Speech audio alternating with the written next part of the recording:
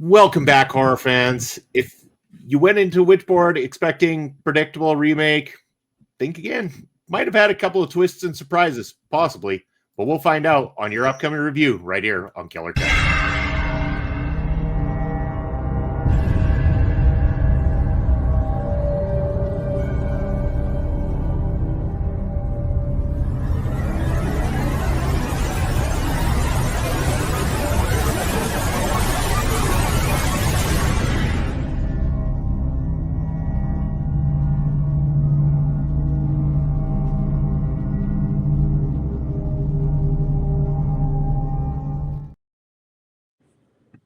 25 episodes of Killer Cuts, 25 chapters of Killer Cuts. This is a great celebration to be having. I wish it was on a much stronger film. Not going to say that this was a total disappointment, but we'll get to that in just a moment. I'm Bobby Munson, and sat beside me, as always, it's my partner in crime here on this show. It is the natural Astrid Pizarro. How are you doing today, Astrid? I'm trying to see how I begin to think about this one and discuss it with you. How are you? I'm thinking I'm doing a little bit better. I know you alluded to this one on our last chapter when we were talking about the Strangers Chapter 2 last time out, and you were torn. I think you weren't sure if this one was worse or if the Strangers Chapter 2 was worse. And I kind of was like, really? I was like, I'm intrigued to learn more because honestly, I didn't think this was nearly as bad as what I was anticipating, but I went in with lowered expectations. So we'll talk about that shortly. So Witchboard, it's a remake. I've seen the original so long ago, and I've only ever seen it once. So I have zero comparison. I have no idea how to compare this, and I'm not even going to attempt to try to compare it. Did not do the research to try to do it either. So here we are, written and directed by Chuck Russell. This movie stars Madison Eisman, Aaron Dominguez, Jamie Campbell Bower, Campbell Bower, I believe, if I'm not mistaken, from Stranger Things, the later episodes of Stranger Things. Vecna, if I'm not mistaken, is Stranger Things. I think he's fantastic in that, by the way. So yes, they're all in this supernatural horror film based around you guessed it, a Witchboard. Yay, that was hard to figure out. So set the scene for me, Astrid. I want to know your thoughts on Witchboard going into this, and tell a little bit of the story about how you went to about going to see this one. So I'll say, I think Strangers Chapter 2 is definitely worse than this one, at least. Well, this one for me was because my partner got the alert on the Atom app that they were giving out free movie tickets for this one. And he said, why not? We both like horror movies and it's free. So, and I told him that not always, I would say not 100% of the time, but most of the time when they give you free tickets because the movie's not doing well and they basically use you to promote it in a way, because then you watch and if you enjoy it, then you talk about it, or whether also on the other side of it, whether it's positive or negative, it still gets people talking about the movie. That's what they want. So going into this one, I had no idea it was a remake. I had no clue whatsoever what it was about. I had seen no promotion for it whatsoever. So he's like, "Do we watch?" And I was like, "You know what? Why not? Let's see how it goes. What's the worst thing that can happen?"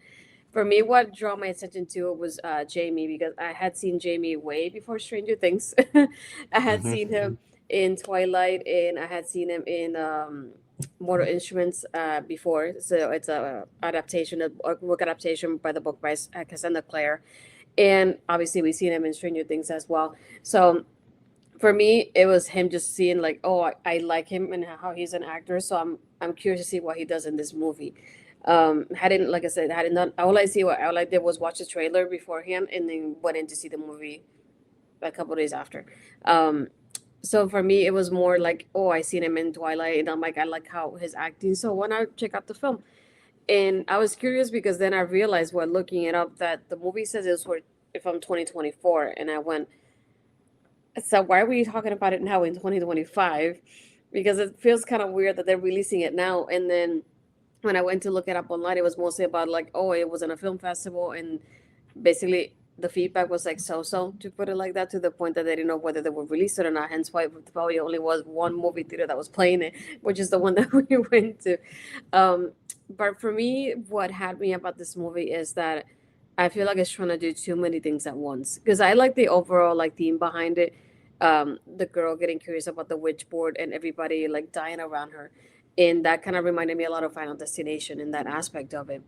But I think when the part that really I feel like they were trying too hard was the fact that when we get Jamie's character, his name is Alexander, having him be a part of like the past, and he's using basically the main character, the late is it yeah, Emily, using her basically in her body to bring back somebody from his past, and then switching their bodies. Like that whole part of it for me was just like you're trying way too hard at this point of trying to do too many things at once in this movie. I did like the characters. I like the fact that we get more in the characters' background to them, especially like Emily and Christian. So you get a feel for them more often, and I like that about them. And the fact that we can, I feel like if we can connect a little bit more to them as not only characters, but in like them being in a relationship too. But it's just overall the fact that I feel like they were doing way too much at the same time. I did like how it finished and how it closed at the end. But I just like I feel like there was just too much for just one movie. Um, it just felt like it also felt like a combination of other movies too, because like I said, it reminded me of like the Final Destination, but you get the Ouija board kind of thing from like other movies too that we've seen in the past. So I feel like there was a mix of other movies in there. I feel like that it that was something that was different for me. I did like the setting of New Orleans. Since I went to New Orleans, and I like that it matches up with that setting and the the French background that we have from the movie too, all that sort of thing. I do like how they give us an explanation at the end of everything by giving us like the flashbacks and the back and forth until we figure out what really is happening altogether in the movie. But I just felt like it was too much, in my opinion. And I totally get where you're coming from too. I mean, we're talking about a movie where, yeah, the general premise, we find a witch board. It's got a long history behind it. It starts off with the woman Emily getting into it, starting to use it, finding that there's benefits to it, but then it also has repercussions. And then we get further into it, and then it becomes this whole body switching situation and the resurrection of the original witch whose witchboard this belonged to. It really gets a lot of things going, a lot of cogs turning in this one in order to get to that finale and everything. And yet it's not like an incredibly long movie. We're not talking like this is some sort of 3-hour long, drawn out thing. And yet there's so much there to unwind. It almost felt like this was designed better for a mini series, like a TV mini series of some kind, or even a continued series of some kind, that it would lend more to giving the further depth to the characters, the explanations, the things that happen, and the repercussions from them. Because just as you're getting into some of the great pieces of it, then it kind of turns and does something else, and then it turns and does something else. I thought some of the scenes were very clever. The scene in the restaurant, which was set up by giving those crazy mushrooms to everybody in there, I thought was an interesting take on things. I mean, right away I looked at those things and I'm like, yeah, those don't look like standard mushrooms you'd see in a restaurant or anything like that. I'm not too sure about cuisine everywhere in the world, but somehow I don't know that mushrooms that look like they came straight out of the Super Mario Brothers games is exactly something I would put high on my list of wanting to test out. But needless to say, there's a lot of great visuals throughout this movie. I think that it does a lot of certain things correctly, and at the same time, it's not like there's no wow factor about it. It's not like you leave this thing going, oh my god, I've got to go have more. I want them to make another Witchboard. I really don't. I'm good with this one being that's it. And I don't think, like you're saying, with the fact that it came out in 2024 to the festivals, didn't do great, has this small run in theater. Like for you in theaters, I had to find this movie. I had to dig deep to find this movie. This movie did not exist in my area. Because that's the thing. When you live in smaller areas, you don't get these types of films usually, because we don't have enough theaters that want to show those types of movies. They want to show the ones that are going to draw people in, make the big dollars really quick, keep the places open. We don't have those smaller theaters and the ones that want to bring us every single film that comes out. So that one was very difficult for me to check out. I liked it. I didn't love it. I still, again, up against the Strangers Chapter 2, it's night and day. This is a way better movie, not as disappointing in any ways. And because of my lowered expectations, I think that's another reason I found enjoyment while watching Witchboard in particular. But as for scares, I don't find movies like this scary. I'm not. I have a hard time finding a lot of movies scary for that matter, but I try to see it from other people's perspective.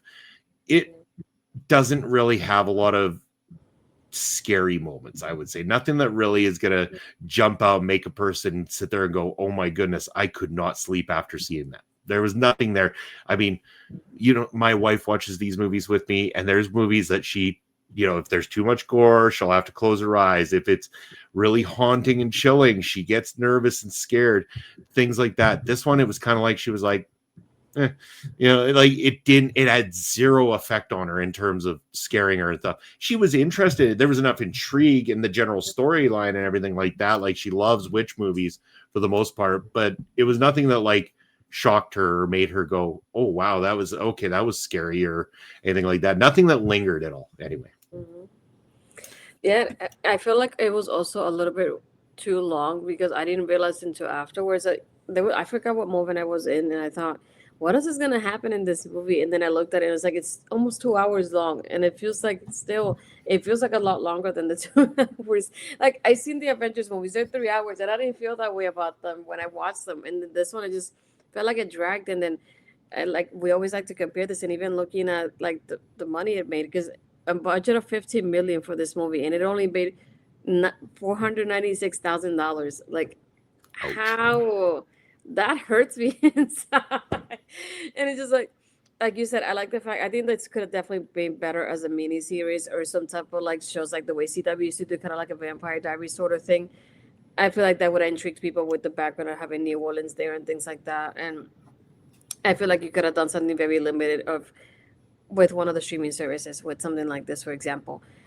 Because I like the way it all resolved at the end. I like that we get everything answered at the end of the movie.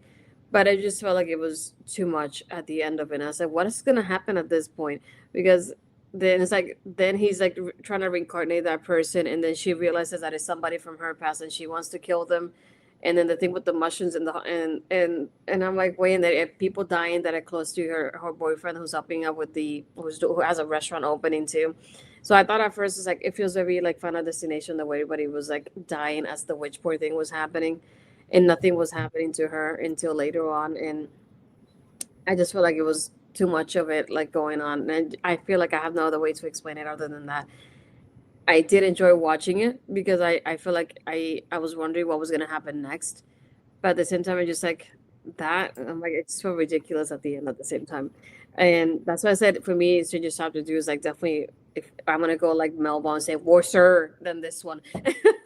But it's one of those, like, it's definitely on my list of like, it's definitely one that I feel like if I feel bad recommending it to people because I don't want people to feel like they're wasting their time watching it, but I still don't want to say it like that because it's unsafe at the same time.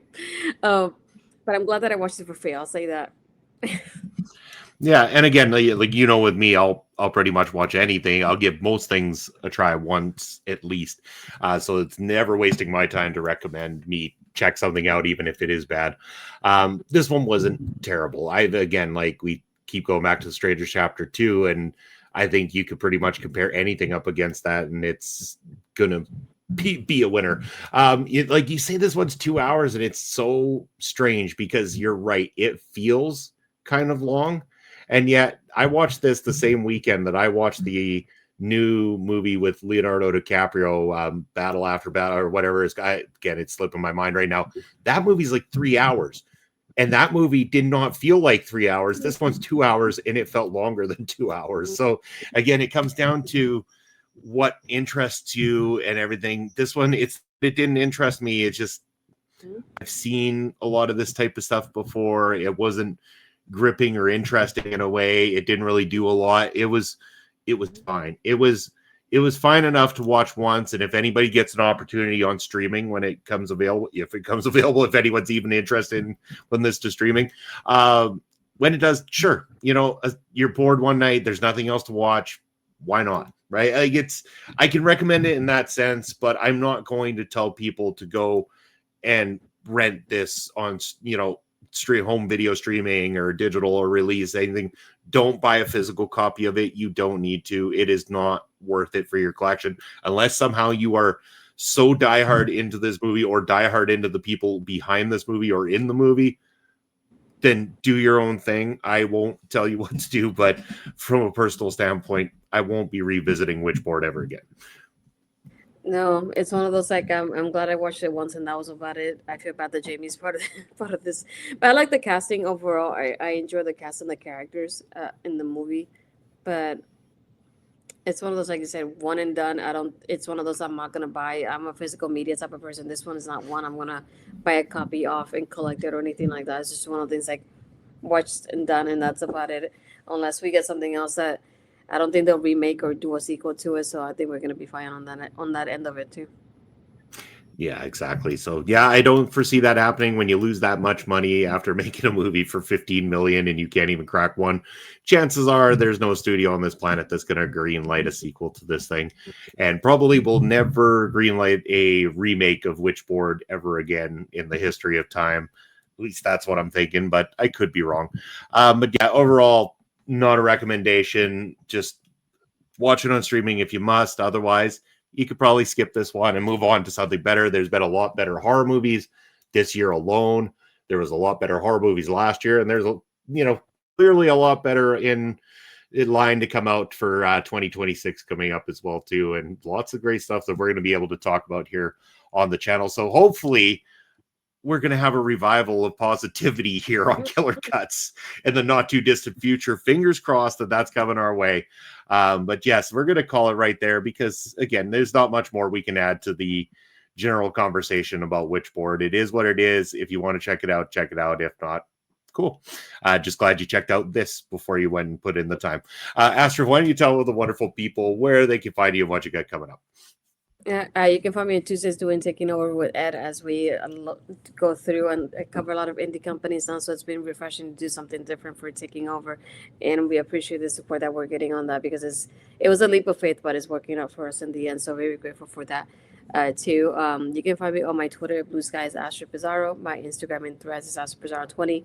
And if you're on my YouTube channel, hit the like button and hit the subscribe button if you haven't. And not only on mine, but OLE, hit the bell to be notified when we upload or go live. You bet. Yeah, always got lots of great stuff coming out here. For myself, Bob Munson, down below, you'll find all my credentials where you can find me on all social media. You can also check me out here on the channel on Thursday nights with Papa Smokes.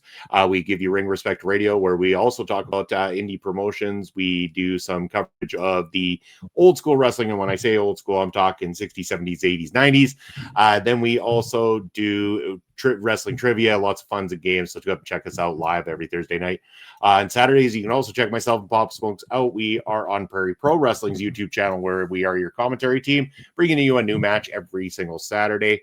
And then you can join me along with Andre C. and sometimes Ed as well too, for Point of View, 11 a.m. Eastern time on Sundays, where we talk about your week in sports. So check that all out. It's all available on OLE Podcast. As Astrid said, we appreciate all the love and support that we're getting. It seems to be growing here. We're getting subscribers every single day, new viewers, new comments. We appreciate it. Trying to get back to as many of those comments as possible. So please leave those in the comment section. Give the video a thumbs up. Turn on that notification bell. And yes, keep supporting horror, keep supporting OLE, and keep supporting things you love, because that's what we are here for. That's going to be it for us this time. We'll see you in the next chapter. Take care, everybody.